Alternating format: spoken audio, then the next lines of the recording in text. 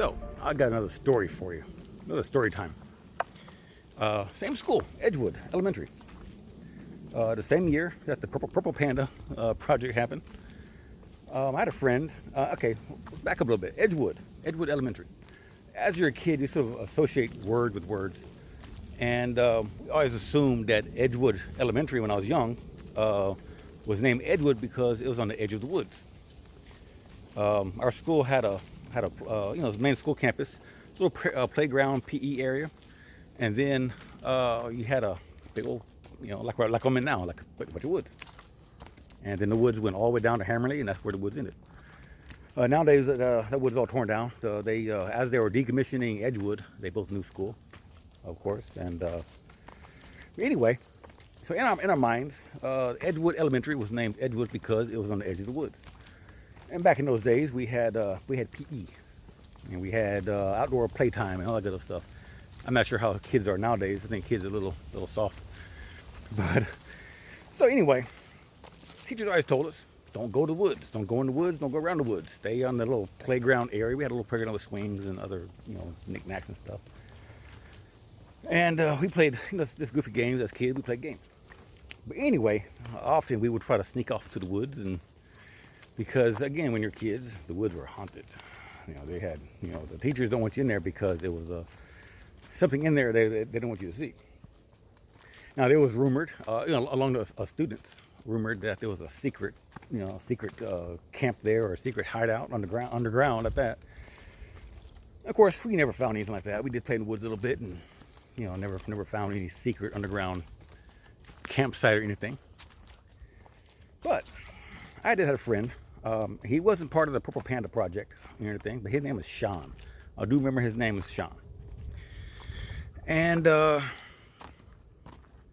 one day we were out there playing, it's recess time, and I don't remember what we're all doing. We're just playing a goofy game. We used to play this game on the swings, where we would swing back and forth, and you start kicking swings sideways and try to bump crash into each other on swings. Stupid game. Anyway, we had recess, and then recess was over. Came back inside to have classes, and got back to class. Sean was like, "Hey, I went in the woods, and I found a I'm sorry, I found a naked woman with her legs, arms, and heads cut off." We're like, "Wow, you found a naked woman with her arms and legs cut off?" We're talking about it like, what do you mean? Where's it at? Because we're third graders. We want to go see. We never seen it. Third grade, you don't see dismembered bodies. Hey, I want to check that out, because that looks something out of the movies. So I don't know how it got word, or how word spread around school, but I don't know if a student heard it. I don't know. But yeah, the student went told one of the teachers, "Hey, Sean was out there, snuck off into the woods during recess. Found a body with no legs and no arms." So it wasn't very long until the teachers came into class, grabbed Sean. We got nervous, and, "Hey, Sean, did you see something in the woods?" And we're like, "Oh yeah, he saw a naked woman with her arms and head, legs and cut off and everything." They're like, "Did you guys see it?" I said, "Nah, I didn't see it. Sean saw it." So once the teachers got the facts down to who saw what, they grabbed Sean and took him out. I'm assuming we took the office. That's sort of the direction they sort of, as my memory sort of remembers, the direction they was heading out the door towards the office.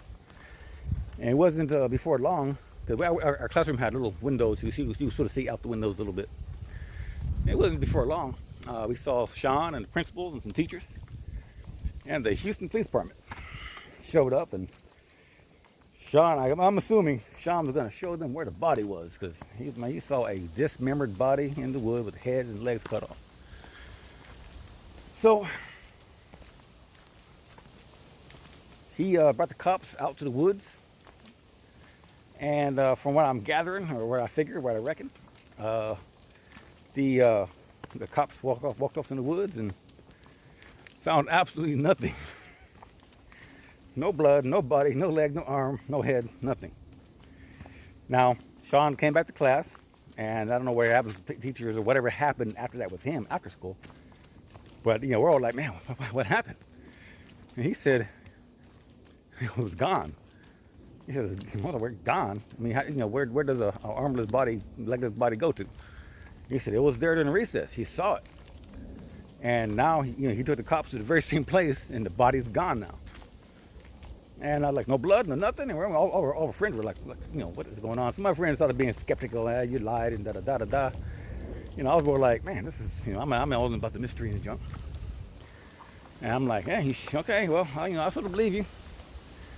Maybe the maybe the woods are haunted after all. So I don't know whatever happened to that.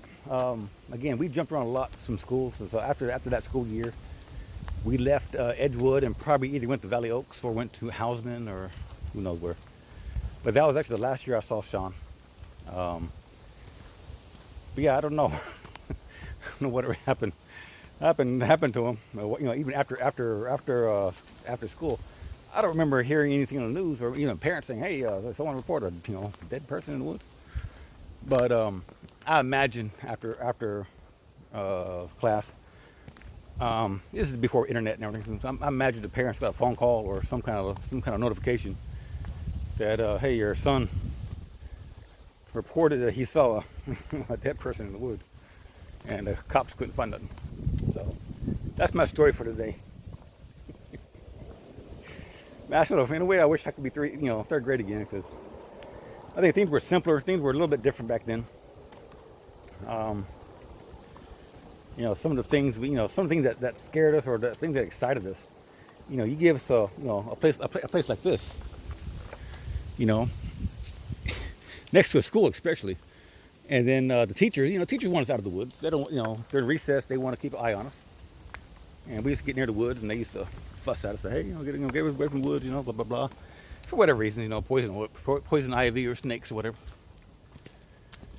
But yeah, it's just one of those things where when you're young like that, all it takes is an adult to tell you don't go in there for whatever reason, and in your mind it suddenly becomes a haunted place to either fear or to go out of your mind and try to explore and conquer. So that's my story for today.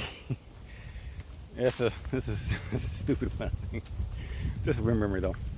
But yeah, that's all. That's my story for today.